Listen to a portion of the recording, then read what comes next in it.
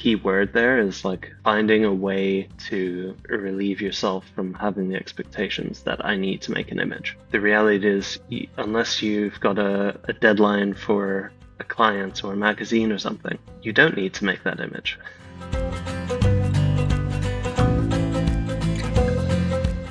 Welcome to Pixels, where we explore the heart and art of photography.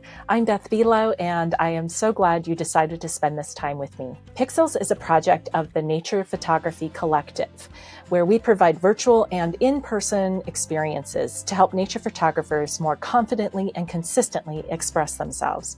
You can learn more at naturephotocollective.com. I'm really pleased to welcome one of my colleagues on the Nature Photography Collective team, Murray Livingston. Murray is a full-time professional landscape and nature photographer, educator, and workshop leader with more than 15 years of image-making experience. Murray photographs all aspects of the landscape through long-term photographic projects in Scotland, where he is based most of the year in a self-built campervan, as well as his home country of South Africa. He is a deep thinker with interests in adventure and conservation, both of which he strives to communicate and teach through a deeply contemplative and introspective approach to photography. Murray and I would be really interested in your thoughts and questions that come up during the course of listening to this episode. As always, your likes and shares are welcome, and please do subscribe so that you are notified of future Pixels episodes. Now, on to the conversation.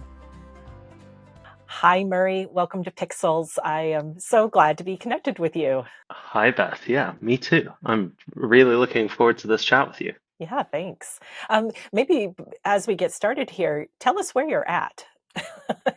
So I am in a place called Timbavati, which is a nature reserve that's connected with the Kruger National Park in the northeast corner of South Africa, and it's sort Okay. of one of the biggest natural game reserves in the world. So we've got Mm-hmm. Big Five roaming, and that was sort of the excitement for this evening. Was I've just come back from a bit of a game drive here, and we had Wow. a run-in with a female lioness about, I want to say, 25 meters from the gate, which is just over there. Mm-hmm. So they're right outside. Yeah. Wow. Surrounded. And Very do you exciting though. find do you find yourself in these kinds of exciting lioness situations very often? Every once in a while, but Yeah. it's the bush is something that I absolutely love doing, and every chance I get, I come out. So that's what I'm doing here. Is I'm actually doing some work for the lovely people who own this lodge, which is a very good Mm-hmm. opportunity for me. It's great that they brought me out here to not only enjoy the wildlife, but also get to know this part of the world a bit more. Yeah. Yeah. Yeah. Awesome. Well, now that we have some context and we know where you're coming from, what is energizing you these days? Well, yeah, besides that, Mm-hmm. the definitely the changing of the seasons here, which is going to be sort of the opposite to maybe some of your North American based listeners. Over here in South Africa, obviously, it's Southern Hemisphere, so we're going into autumn now. And for me, I've not been in this part of the country at this time of year before, despite being South African. This we don't typically spend, my family anyway, don't typically spend autumn winter here. We Mm-hmm. spend that time over in the UK. So it's been really special watching sort of the different trees and how they're reacting to the changing of the season. And for me, just tuning into that has been a really energizing process. Are you able and have time to get out and be photographing while you're there and kind of Yeah, yeah, capturing that? that is my main focus for why I'm here Yeah. at this time of year. I Yeah. made a concerted effort to try and get here at a different time than I normally come because I knew that it would Mm-hmm. result in new opportunities. So Yeah. it's been very exciting. Just, all the different places that I've been to in the last 2 weeks and now up here looking for wildlife. It's a totally different Yeah. experience. So as someone who's not spent much time in the southern hemisphere and only having this image of autumn in the northern hemisphere, Right. how would you perhaps describe the Right. difference? So, well, first of all, it depends which part of the country you go to in South Africa. If you're in, say, the Western Cape, down in Mm-hmm. Cape Town, that is a temperate climate. So down there, they've got the usual winter rains and dry in the summer. So it'll be a little bit more like you might find in the Northern Hemisphere, not necessarily native trees, but you'll have maples and oaks all around. And so Mm-hmm. those things will be going sort of the normal, golds and oranges and everything. But up on this part of the country in the northeast, basically there's a river called the Orange River that Mm-hmm. bisects the country diagonally, and it sort of runs from the really tall Drakensberg Mountains all the way out to Namibia. And once Mm-hmm. you cross that river, you actually go into the rainfall changes basically. You get summer rains and dry winters, and so the autumn foliage looks totally different. Everything just goes the sort of yellow and rust, and you don't get those like really vibrant oranges and reds that you might expect. And obviously, all of the trees are different, so a lot of them will keep their leaves. But in particular, in this area, we've got something called a red bush willow, and obviously, willow in the name will give you some clue that it goes a really nice, not quite amber, but in that sort of tonality. So it's Mm-hmm. fun picking those out in and amongst the greener landscape, and then everything's carpeted in these sort of wonderful yellow golden grasses. It's an amazing color palette. Yeah, that sounds amazing. Yeah, sounds beautiful. Thanks for giving us that visual. Now I have to go look it up, and at some point I'm going to have to travel. so Exactly so right. much to see. So much to see. I want to talk about a project that you've been working on called This Land Remembers. You've been working on it at least for the past year, and I wanted to pull from a blog post that you wrote in January. And you wrote, project work in photography always comes in stages for me with different flows. There's an oscillation between thought, productivity, searching, experience, creative blocks. So when you're considering This Land Remembers, what has been your experience of oscillation? And kind of a part two, then what are the lessons that you're taking away hmm from this? I mean, for me, the project was sort of born out of a curiosity and perhaps quite a serendipitous or a morning that I wasn't really expecting. So I was Mm-hmm. actually out in a part of the Caledonian forest with a Scottish photography friend, and we had planned this particular morning out, I think, 2.5 months prior. So there was sort of Mm-hmm. no way of telling how it ended up turning out, because it was something we Yeah. had just planned to fit our schedules. And basically, we ended up spending a day out in these beautiful, frosty, foggy conditions. And it was everything covered in hoarfrost, Mm-hmm. fog, light, just basically, ideal conditions for being out in the forest. Um, and it probably ended up being one of my most productive 24 hours ever from a sort of keeper rate, if you want to Mm-hmm. if you want to go Yeah, down right. that route. Um, Yeah. but really sort of reflecting on the morning made me realize that I had a deep connection with the subject matter of trees, and that perhaps there was a project to be explored within that wider subject. Sort of post editing all of these photographs, I spent probably a good month just doing research. So this is that oscillation that I sort of referred to in the blog post. There was that intense moment of productivity that sparked the idea. And then I sort of took a step back and decided, okay, what is it about this that actually is Mm-hmm. exciting me? And so really learning about the ancient Caledonian forest has been a large part of keeping that initial curiosity alive. And I think the lesson learned from sort of all these oscillations is finding ways to keep that curiosity alive. Because I think that's those moments where it's unexpected and it's you sort of there's a surprise or an event that happens are often when I make my most meaningful or my best work. But yeah, the that month spent doing research, finding out that there's less than 1% of the Caledonian forest, the native pine forest remaining in Scotland, researching maps, making plans, writing down various ideas for potential photographs or areas to explore. Project titles, you mentioned it's called This Land Remembers. That took Mm-hmm. about a year to come across that particular title. I've got a list on my phone, which must be about 300 titles long. Oh my goodness. So it's just any time I thought of something, I'd write it down, and Yeah. eventually that one stuck. Yeah, it's for me, it's all of these different moments. They're all forms of this creative oscillation. It's not just about that one moment where you click the shutter. It's Hmm. everything you do leading up to that moment and everything you do after it are sort of equal importance, and I try and weight them in that way, Hmm. and sort of give them the same amount of energy. Yeah. That's what's been sort of successful over the last year for me. How many projects like this have you done? I was thinking about this the other day. I think it's somewhere close to five, maybe.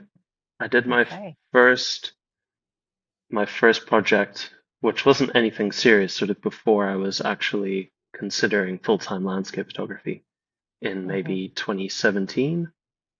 Um, but sort of my background in architecture has always led me down a project-driven route. That's sort of the nature of Hmm. architecture is you take on a project that's probably going to take, 2 years before the building's built. Um, so my mindset going into things is very much on that longer time scale. Uh, Yeah. yeah, it's been Yeah. a case of finding a project, going along with it for however long it takes to know when it's Hmm. finished, which is probably a whole another topic that maybe we could get into. Yeah, Uh, I was going to say, how do you know when you're done?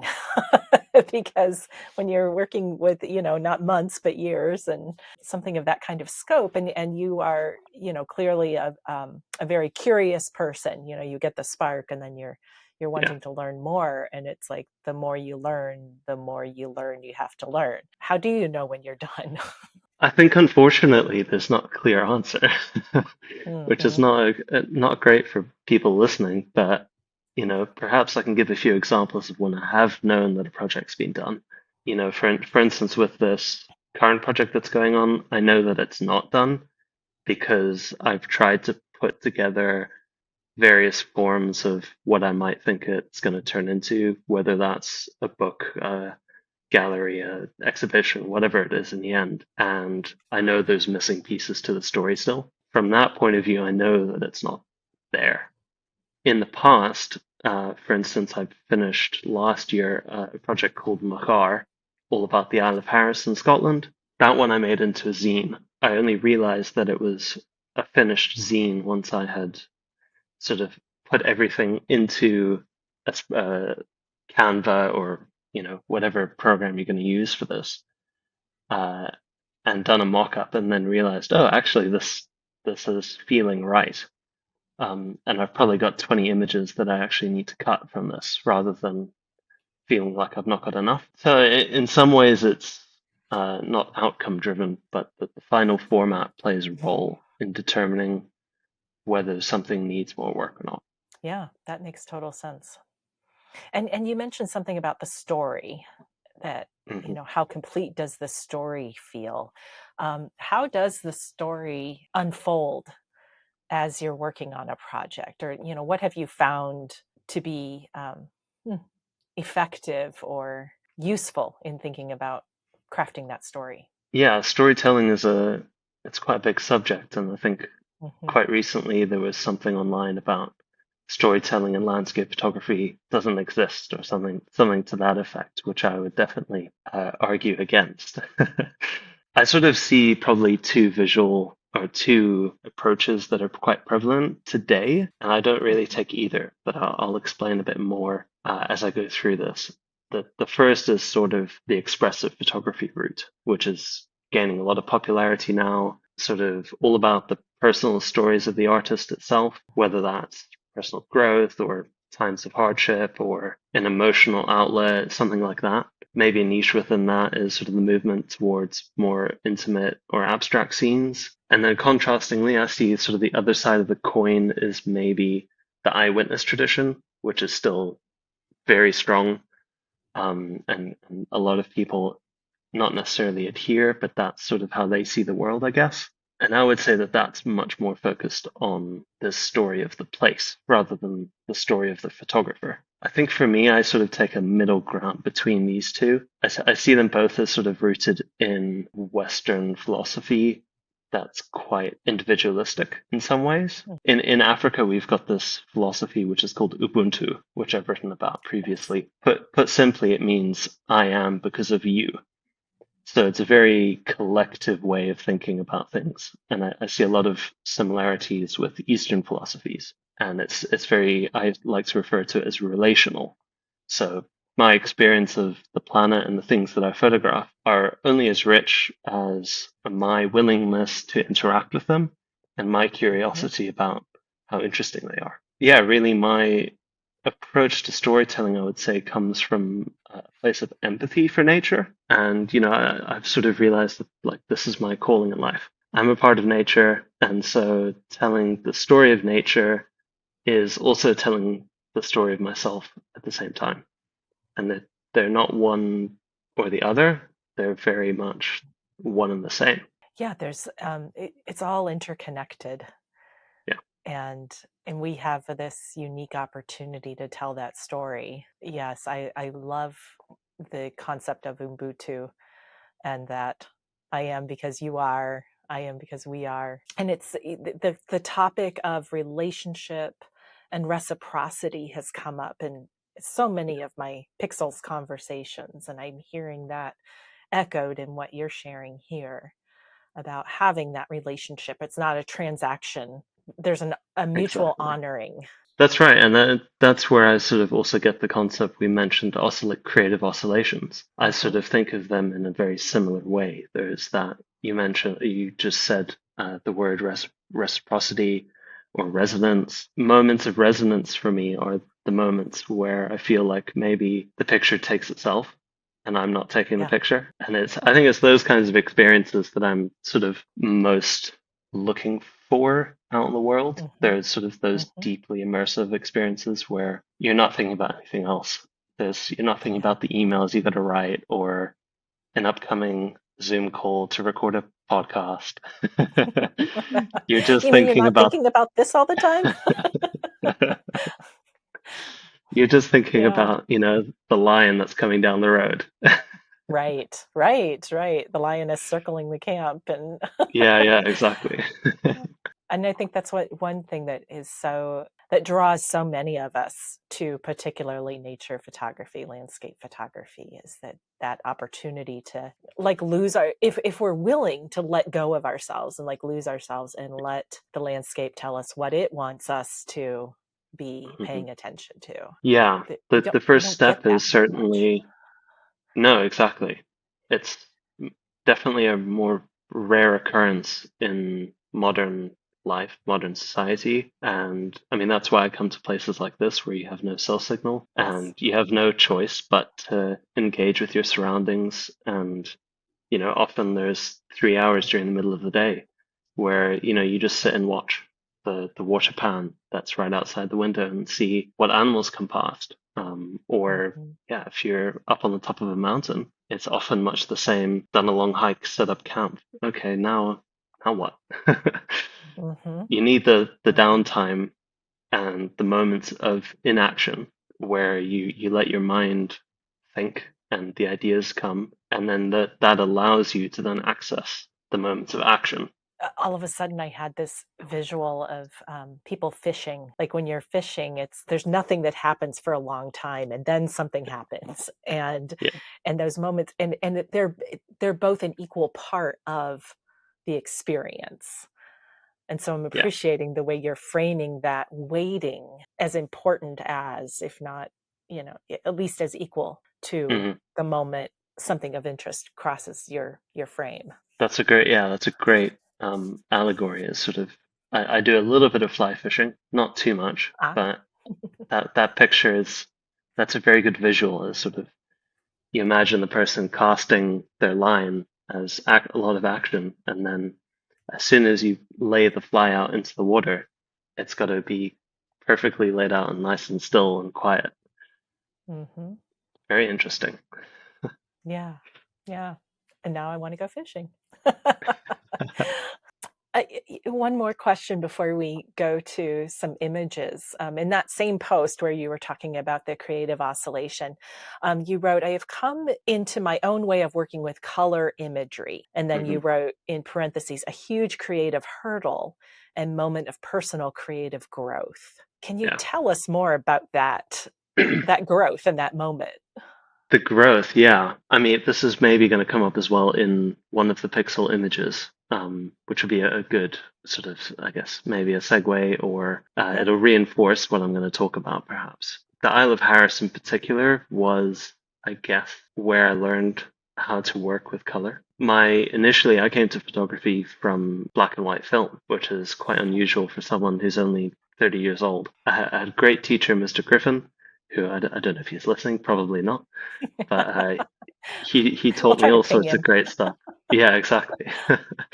On 35 mil, 120, and it was all black and white film. I continued that through as sort of a natural way of working, and it was the craft that I knew, and so I felt the most amount of creative confidence in using that craft to the best of my Right. ability. And so going to the Isle of Harris was quite a contrast because on my first trip, I shot entirely in black and white. That's what I did. And that was kind of the footsteps that I knew to follow. Suddenly, there was this landscape that was blue and green and yellow and orange, and these crazy snowstorms were coming through, and the wind was, 70 miles an hour, and all this craziness going on.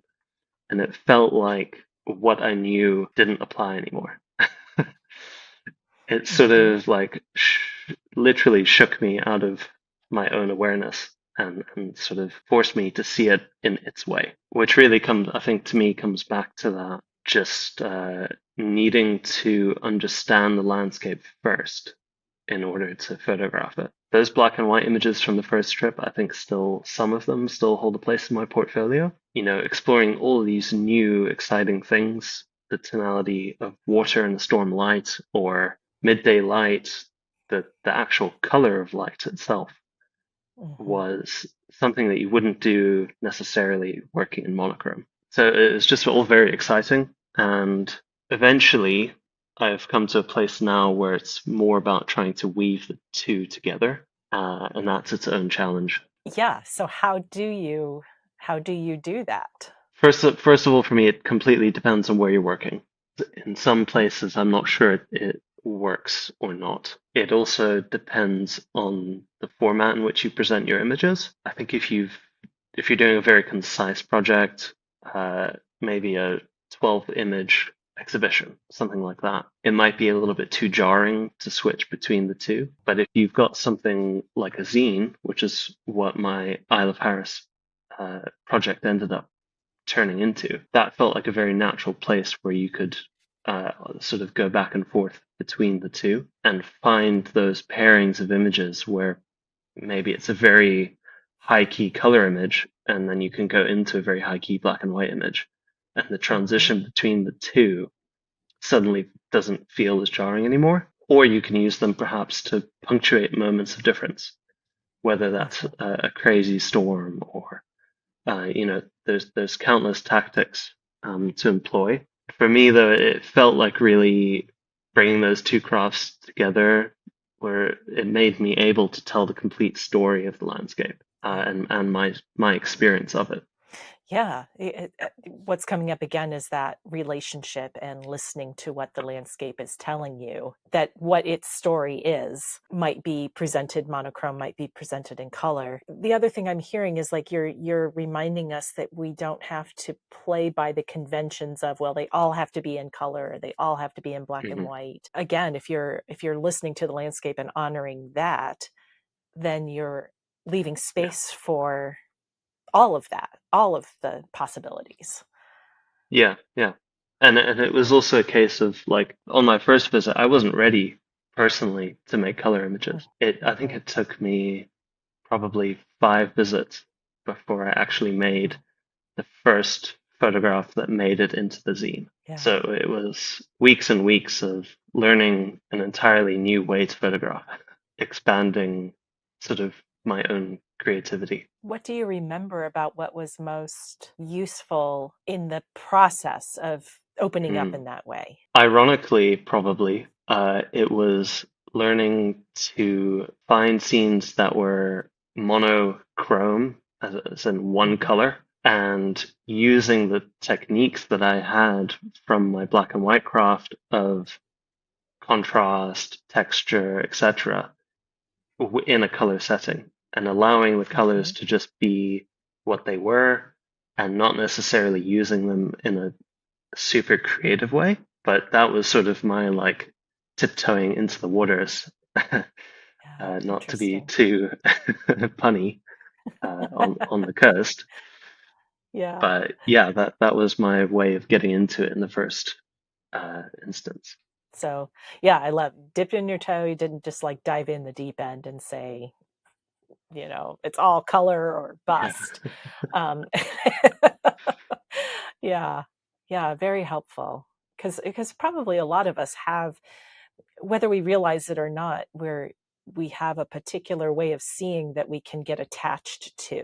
And, totally. and challenging that, it might not be, it's not a just snap your fingers and you suddenly can see in a different way. There's a process that goes with it. I would say more likely is that most people listening are probably the inverse of what I'm describing, which is that most people Exactly. photograph in color.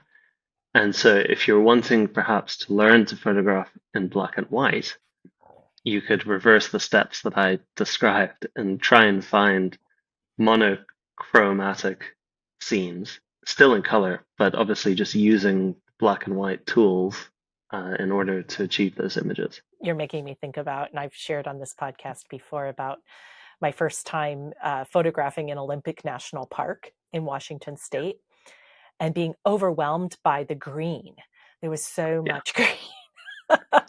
And switching my camera to monochrome so that I could mhm, strip away the color and just see texture and light and line and depth and exactly. shadow. And that was hugely helpful in helping me to see differently. Um, but it was fascinating to me how overwhelmed I was by the color. Yeah. I mean, being in a Um, landscape like that, I can imagine it just being like you can't see anything else but the green. exactly. That's what it was. Yeah. Well, how would you approach something like that? I mean, especially coming from black and white, incorporating Mm. color, you find yourself in that kind of place where it's maybe oversaturated. Um, Yeah. how would you approach it? I think my natural instinct would probably be to try and learn. Sorry, there's a mosquito. Oh, My natural instinct would probably be to learn more about some of the plants and things that were growing, specifically Olympic. Like I know mm-hmm. there's beautiful mosses and ferns and lichens and all Yes. sorts of things like that. And so that would probably be my first reaction would be, I really want to go and photograph this particular kind of fern. Let's just go find that. Ignore the Mm-hmm. photography for half an hour, or put the camera away actually, Yeah. and just go and walk through the woodland and see, because you might not actually make it to the fern. Before you know it, Right. you've distracted your mind focusing on something else, and it's unlocked your subconscious. And then Mm-hmm. before too long, something's going to catch your attention that you weren't necessarily looking for. And that could be then just a moment of light, backlit leaves, any contrast, anything like that. Get the camera out, and you've suddenly made a composition that you weren't expecting. It's a lovely reminder that the way through sometimes those blocks is not necessarily photograph more or walk Yeah, around with your camera more. It's maybe to put it away yeah, and release that. In some ways, it releases some pressure and just leaves space for curiosity. yeah. It's Yeah. often, I mean, I think lots of people talk about expectations as well. That's Yes. probably the key word there is like Mm-hmm. finding a way to relieve yourself from having the expectations that I need to make an image. The reality is, unless you've got a deadline for a client or a magazine or something, you don't need to make that image. Right. Right. Yeah, It's like people are not sitting on the edge of their seat waiting for your Instagram yeah, feed to update with your latest image, Exactly. as much as we like to pretend that they're all like just held in suspense. Yeah, yeah, yeah. No, nobody is paying attention. Yeah, That can be so quite freeing or quite daunting, yeah. depends on how you frame it. Exactly, exactly. Hi, I'm popping in here just with a quick invitation to join us over at the Nature Photography Collective. We've engaged some of the world's leading photographers in creating content designed to support your development and identity as a photographer. Whether it's the North American or international speaker series, the Nature Photography Academy community, workshops, or mastermind groups, you have lots of ways to engage with an amazing group of photographers. Your membership gets you access to hundreds of hours of live and archived learning opportunities. You can learn more and become a member at naturephotocollective.com. Well, let's take a look at some images, because we've already started a little bit in talking about what different parts of your journey. So let's start out with this winter scene that we're looking at. What's the significance of this particular image for you? This wasn't actually the morning that I described earlier on in the interview, but it Mm-hmm. was maybe about 2 months later, after I had sort of found the idea for the Caledonian project, Caledonian Forest project. I then went back up to Scotland. This is in the northwest, which is notorious for being basically very, very rainy. Mm-hmm. So to actually go and see snow from the top of the mountain all the way down to the bottom was something where the idea of the project then realized itself in real life. And I knew from the moment that I'd made this frame that I could then go on to make the rest of the images for the project, which obviously I haven't quite done yet. Mm-hmm. Um, but it certainly spurred me on. And this one, is this I mean, it's kind of monochrome, but is it black and white or is it in color? No, it's in color. Yeah, so Yeah, I think that's I see some of that. harkening back to the sort of single color or very low saturation Mm-hmm. images, and just having Yeah. those small touches of green in the foreground. And then, I mean, Mm-hmm. that's essentially what happens when you go out in these whiteout conditions. And so, I mean, that is one thing about the color work for me is that I do tend to be very faithful to the scene. And so, on this particular occasion, when I got the image back into Lightroom, my camera completely messed up the white balance and it was entirely orange. Oh, wow. So Yeah. I think the one of the things that why it's a pivot pixel, I suppose, is not just seeing the scene, being able to let the camera deal with it, but then it Mm-hmm. was having the confidence and the skills in order to revert the image back to how I saw it on location. Because we are in a relationship with our cameras too. Yeah, and, and they're not always right. And yeah, so I appreciate you talking about like the confidence to work with it to bring it back to what you saw, not necessarily what the camera saw. yeah, yeah, exactly. This one now, this is maybe I'm starting to imagine a little bit of that autumnal that you were talking about, but I don't know where this is. So tell us about this image. So this is also in the Caledonian Forest. This one and the next one are sort of maybe a pair of images. They're Mm-hmm. both about my willingness to start to use telephoto lenses in woodland photography in particular. Mm-hmm. And I feel like they completely unlocked like a new way of seeing these really interesting glens. Basically, Yeah. in Scotland, you got all these interconnected networks of rivers and valleys that were carved out by glaciers about 14,000 years ago. And so these are some of the original places where the Scots pine and birch and rowan and everything started to grow when those glaciers retreated. I felt like some of my early images where I was still using a fairly wide angle weren't capturing my experience of the views that you get when you look down these glens.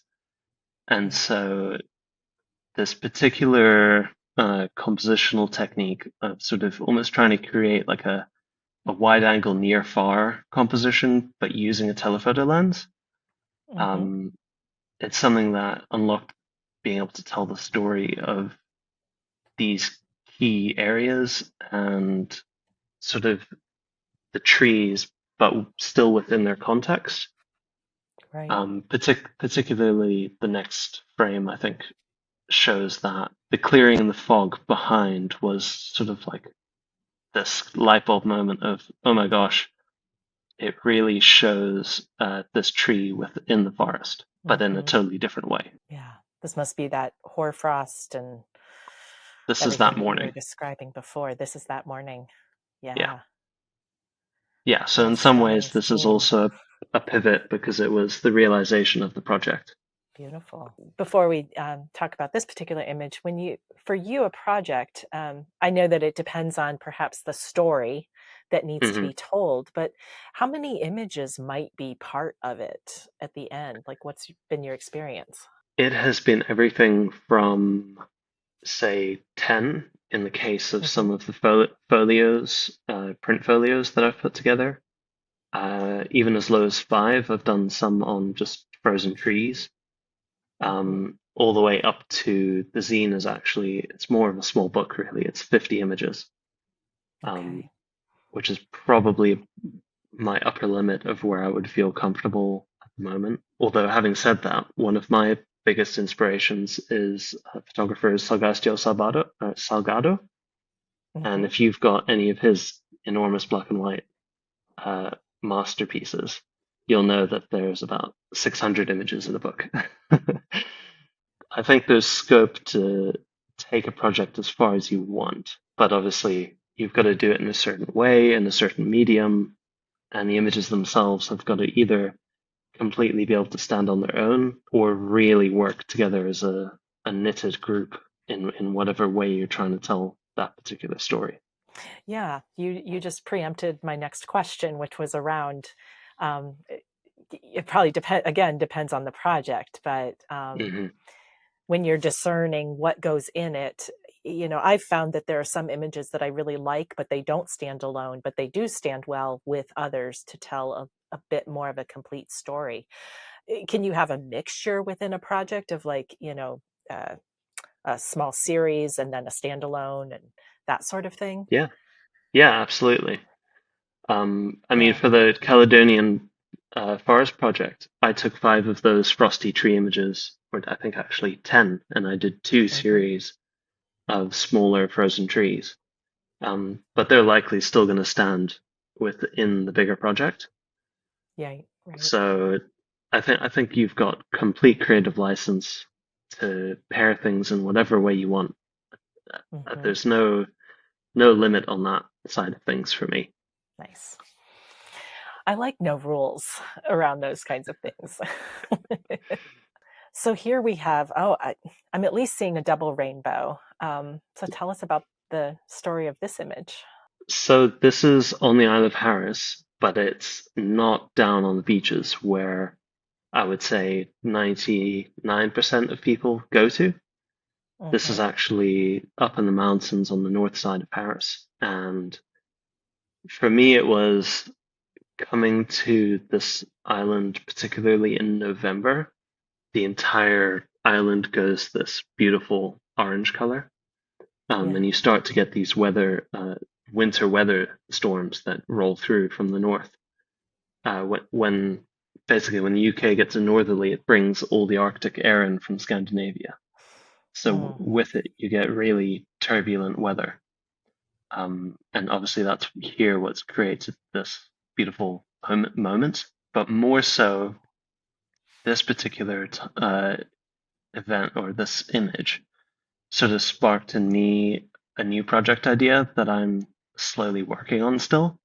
That's probably something I should have mentioned earlier is that I don't work on one project, finish it, and then go to the next one. Mm-hmm. For me, I've probably maybe got 3 or 4, maybe more going on at the same time. Wow. And bouncing between them is one of those oscillations where I can get energy from a different location, different area, different idea, and they often Mm-hmm. feed into each other as well. you can unlock something from working down on the coast, and then you go up into the mountains and you can apply those same ideas, such as in this photograph, like really just trying to emphasize space in the middle of the frame.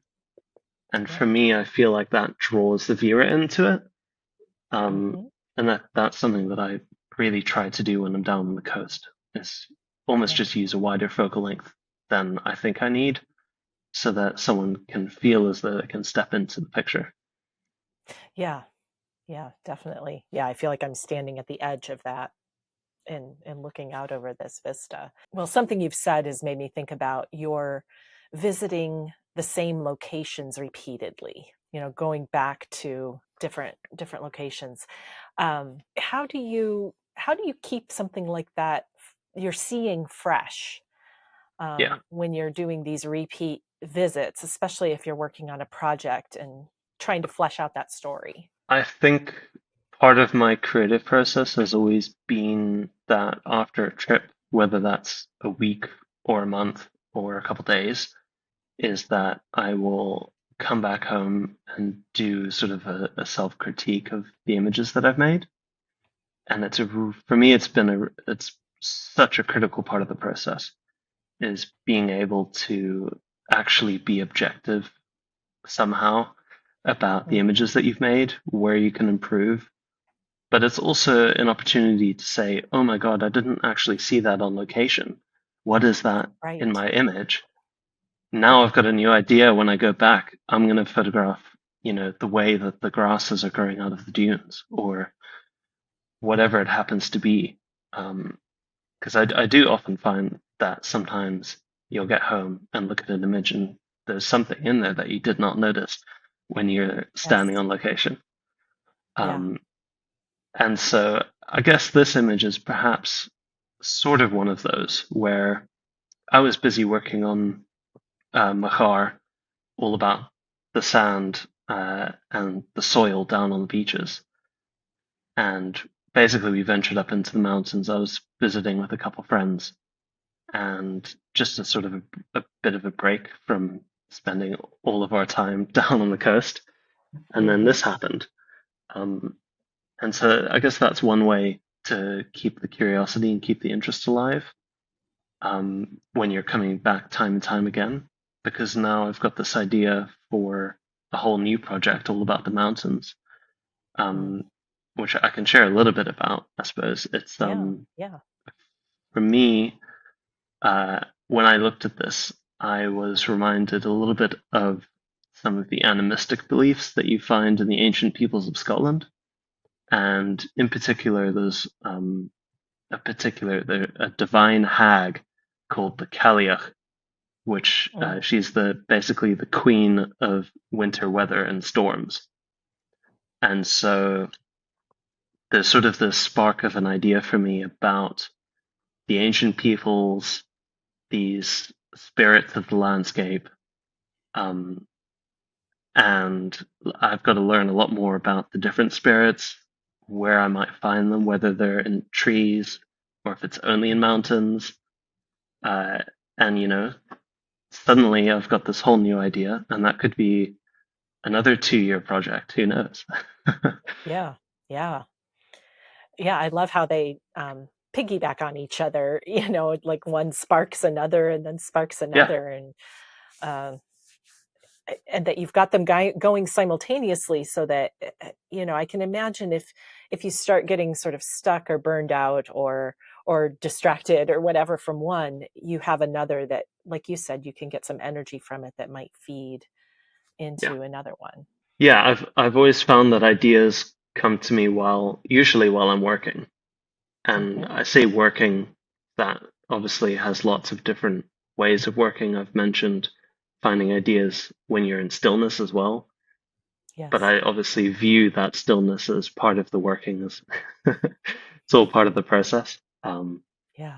So yeah, really being engaged with my surroundings is where I find the ideas that excite me. Um, Yeah. you know, Often if you're just sat at home, for whatever reason, you haven't got time off work, perhaps. Um, Maybe you're not going to come up with things. and it's going to feel like Mm-hmm. you're in this big creative rut because you haven't managed to get out with your camera. But then when you actually do go and spend that long weekend away, it's like, oh, okay, yeah, it's all coming back to me now. Mm-hmm. Yeah, Yeah, yeah, exactly. So it's just like the get off the couch hurdle yeah, sometimes, and just exactly. get out there and start doing it, even if you don't feel like it. Um, Yeah. yeah, there's a quote, and I don't remember who said it, and I'm not going to say it properly, but it's something about the muse is there. She just needs to see you working, Hmm. um, and that's what you Yeah, that's I what think that's you're what I was you invoking might as well. be. Yeah, for sure, for sure. And tell us about it seems like these three maybe have some connection. I don't know, but tell us about this one. Well, I don't know. Maybe they do. I I don't never know. actually thought. I didn't think about this particular image in that context, so that's quite interesting for me. Maybe I need to go and have a think about that. Um, this image, though, is I think I've shared mostly all from Scotland. I have Hmm. to double check later on. We'll see. Uh, but this is in an area called the Great Wilderness or the Fisherfield Forest, and it's the most remote part of Scotland. Mm, And so this was sort of a way for me to describe um, the experiences that I really cherish. And part of that has turned into doing these long distance walks. mhm, And that's been a really important way of me of working for me is actually the physical act of moving through the landscape and yeah, doing that for multiple days in a row, sort of on your feet. There's there's a really big difference between driving through somewhere and walking through it. And yes, the speed at which you move, the things that you notice, you know, there's a tactile response to walking and being in the elements as well, whether that's, bad conditions, good conditions. And I think there's a great quote, I don't know who said it, but it was something to the effect of to truly understand a mountain, you need to spend a night on its summit. mm, And so really this has become something that I'm doing over and over again. Is in this case it was about a 50-kilometer hike, but I've done a whole series of long distance walks through the Outer Hebrides, which is where the Isle of Harris is, out here in Scotland, or sorry, in South Africa, in the Drakensberg Mountains, and shortly, in just under a week, I'm going to be doing one in Namibia, which will be my first time visiting Namibia. nice. So how do you prepare for the first time you are going somewhere? Sometimes I am purposefully oblivious. Yeah. Purposely try to either not think about it or try to avoid images.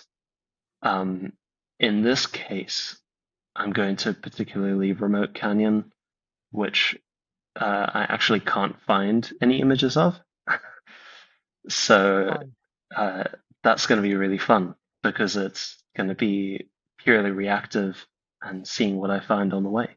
So really, my only preparation is getting fit enough to be able to do a 90-kilometer walk because on these long distance walks, energy management is super, super under emphasized. Yeah. Basically, if you go too far or you climb too big of a mountain and you get completely exhausted at the end of the day, you're going to have no creative energy left to make images. Right. Yeah. So there is a certain element of either really good planning, um, or just being really fit and being able to deal with anything that gets thrown at you, Yeah. Yeah. or a bit of both, Yeah. preferably. Or a bit of both. Yeah, exactly. Yeah, but yeah, appreciating that reminder about pacing ourselves and yeah, taking I think, I can forget how much energy something like that takes Yeah, because I'm too focused on like the outcome or just the excitement of doing it. and then end up maybe a little unprepared. So It's it's all a the good small reminder. things that really help us, like, Hmm. bringing a snack, being Yes. hydrated. They actually play a really big role in your mood and how you're able to, I guess, perform creatively. Yes. Yeah. Yeah. Yeah. I've taken a couple of workshops with TJ Thorne, and he always will include in his guide, make sure you bring cookies, because you will have worked hard and earned them. Yeah, But, exactly right. just that reminder that, yeah, you've got to take care of yourself in some way, um, as you're doing all of this work, for Yeah, sure. workshops in particular they can Yeah. be long, very long days. So that would Hmm. be a great tip from DJ for sure. Yeah. And cookies are always a good idea. So you see, Exactly. you see, as I'm looking at this image, can you see the connection I'm making between these? Yeah, absolutely. I do see that. So that this is back on the Isle of Harris now, um, Okay. to where that double rainbow image was. Hmm. Well, not in the same mountains. This is in a different part of the island, Hmm. and I think I've only ever seen one other photographer make images there. And so Wow. it feels like this little uh, nook of the island that you can go and endlessly walk. There's all these exposed seams of Louisian gneiss, which are sort Hmm. of, I think they're about a billion years old, Wow. if my math's not mistaken. Uh, anyway, somewhere in that range. And so basically, this is sort of akin to the double rainbow image, where I felt like arriving to this burnt orange landscape and then seeing the ways in which the cool rocks interacted with that warm landscape sort of awakened Hmm. me to some of the creative potential of using this color pairing. When you're taking the image, are you already visualizing it as color or black and white? Where do you feel like that decision maybe Mhm. happens? Most of the time for me, I think I'm visualizing it on location. Hmm. It does change occasionally in post. There's actually a photograph from this same location, but with patchy snowwork, and Hmm. I had wanted that image to be in color on location, but when I got back, I realized that the color combination was just a little bit strange with the snow and the three elements as opposed to just the two Hmm. elements that you see here. Hmm. Hmm. And so in that instance, I realized it was going to be a better image in black and white because you reduced it down back to just the two black and white. And so, yeah, I am to some extent visualizing it on location, but it's part of that response to the landscape. To Yeah. me, that looking at this particular scene, I'm seeing that vibrant orange is when the sun catches it, it's literally screaming out to me like, "Show me an orange." Yes. Yes, exactly. It's not a quiet conversation. No, no, it's letting you know what Uh, it wants. exactly right. Yeah, yeah. There's a lot more subtle scenes like down on the coast where there's a pastel landscape or pastel color palette, and in those instances you can kind of it's a lot more quiet. Perhaps I could be forgiven for going one way or the other and being a little bit indecisive while I'm there, Yeah, yeah. but in those instances, really, I'm just going on instinct Mhm. and making the image, even if I don't know where it's going to end up, because something's grabbed my attention. And so surely there's a reason why I've felt the need to take my camera out. Yeah. So yeah, something deeper that's sort of called to me. Yeah, I appreciate that. We put a lot of emphasis on vision and kind of knowing maybe why we're pressing the shutter. And sometimes we might not know. There Hmm. might just be that spark, and we think, I'm not sure what this is going, what direction this is going to go, but I am going to honor the impulse I have to take the Yeah. image and trust that I'll figure it out later. And I find often that it's something that you actually, once you've listened to that impulse once on location, it Hmm. then allows you to tune into that mode of working, and you make an image and then you notice something within that image, and then it sort of snowballs from there. And then you actually do Yeah. end up making something that's a little bit more intentional. Yes. Yeah. Yes. Well, I'm loving that you're talking about like sometimes you're not aware of what's in the image when you take it, and it's only when you get it back. Because that happens to me sometimes, and I'm thinking, am I not observing well enough that I noticed whatever the element is that I missed Yeah. the first time? Did I luck into that? Was it subconscious? I don't know, but I feel a little bit better Yeah. knowing Yeah. that that happens to you as well. Because we try to take it all in, but sometimes I think what happens is I get hyper focused on one element, like whatever it was that drew my Yeah. attention, that I'm not noticing maybe some things on the periphery that later turn out to be perhaps interesting. Um, Yeah. Exactly right. yeah. I completely agree. And it's yeah. You mentioned you have a background in architecture, Hmm. that you are an architect, and it sounds like that informs how you approach some of your photography. I'm always curious because I've talked to a few folks that were either architects or had some profession that it seems like it might carry over into their photography, but I don't sense you do architecture photography. That it's No. more.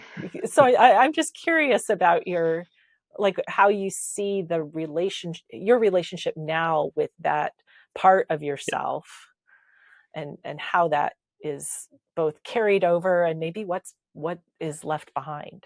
I think there's a few things that have definitely carried over. One is sort of I guess, a sense of design and a sense Hmm. of aesthetics, and relying on that sense of aesthetics, especially with composition. I Hmm. think my favorite compositions are when I put four corners on something and it sort of immediately snaps into place. And I'm Yeah. like, yeah, that just feels right. I don't need to change anything.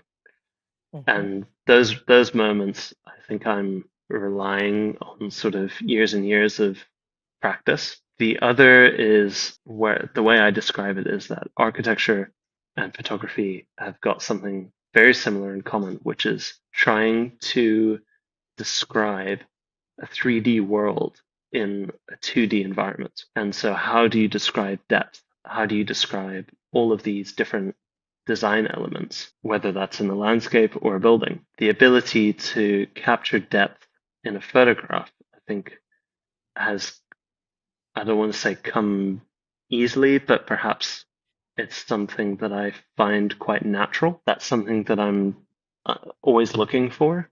And it really comes back to that sort of architectural way of thinking. And maybe lastly, I mentioned earlier about self-critique. In Yes. architecture school, you get absolutely brutally critiqued, to the point where it's actually probably, it's a bit of an issue. Yeah. We, Yeah. I've got, horror stories of people walking out of critiques in absolute tears, all sorts of stuff, But I always tried to take the positive side of that, where it really did help you grow if you got the right critique and in the right Hmm. way. I think it's a great tool for building creative confidence. That's what I always try to do with clients, with workshop attendees, with anyone who comes to learn from me, is Hmm. trying to build that creative confidence, because Yeah. that was the key for me going through architecture school. The topic of self critique. So I just want to touch on that for a moment before we wrap up. How do you approach that? I mean, it's a big topic. We could probably talk for quite some time about it. But let's say that you are a photographer who is trying. You feel like you're at the point where you want to start have a more discerning eye towards your own Mhm. work, and you don't necessarily have a mentor or an objective person that can give you feedback. Yeah. What's a good way to start approaching that self critique of your own work? I think, unfortunately, if you've not been in the critique environment before, you might Mhm. find it very difficult to start critiquing yourself. And especially because it can just be really harmful to your mindset and Yeah. to your own mental health if you start going down this avenue of like, telling yourself, oh, this image is terrible. Why would I do that? That's really not what I'm trying to say with self-critique. It's much more about constructive criticism, trying to find the best two images that pair together. That would be a version of self-critique. Choosing an image that might be amazing on its own but doesn't fit within the project, Mhm. that's a version of self-critique. And I think in order to learn how to do it effectively, possibly the best way is actually to go and participate in group critiques in some kind of controlled environment, whether that's Yeah. with someone like Nature Photographers Network, or Mhm. it's joining a particular photographer who you admire their work, and they could offer either a one-to-one session, or some photographers like myself, like Eric Bennett, offer Mhm. group critique sessions. So there are ways of getting involved in it and learning the process of critique before you then turn it on yourself. What I would say, one easy way to get into it if you have done group critiques before is go and get a whole bunch of 4x6 postcards made from your local drugstore of a collection of photographs. Make it more images than you think you need in a project. If you're Mhm. trying to shoot for 10 images, print 30 or 40. Spread them all out on a big dining room table and Mhm. have a go at arranging them with physical prints. Don't worry about how Yeah. they're printed. Just worry about the organization, the pairings, the sequencing, the beginning and end photographs. All of these are really good ways of just getting into the habit of being critical about your own work. Yeah. It seems like the printed version puts a little bit of distance between you. Um, Yeah. it might allow you to be a little bit more objective because I find that that is the most challenging part for me when I'm looking at my own work. Yeah. Yeah. It's Thank you. it's not a it's not a critique of who you are as a person, right? Right. Yeah. Right. Right. Right. Exactly. That's such an important point to remember. Well, it's been so delightful chatting. And part of the reason we're connected is through the Nature Photography Collective. So you are the moderator for the newly launched International Speaker Series. So we'll make sure that folks can find you that way. But how else can people connect with you, Murray? Absolutely. Best way is either through Instagram, or if you're on the Fediverse, I'm also on Mastodon these days. Okay. Hmm. Both you'll find me under Murray Livingston, my name. Otherwise, head over to my website, which is just murraylivingston.com, and sign up for the newsletter. I send out 3 moments of inspiration every other week. So it's a good way of keeping in touch with me and my sort of latest updates, but also, getting some nice stuff through in your email inbox that's going to hopefully keep you inspired to keep making awesome images. Fantastic. Well, I'll make sure that those links are in the description and Thank for you. folks to be able to follow up. So, yeah, thank you so much. It's like I said, it's been delightful, and I'm glad we had this chance to connect. Yeah, it was great, Beth. Thank you. Thank you.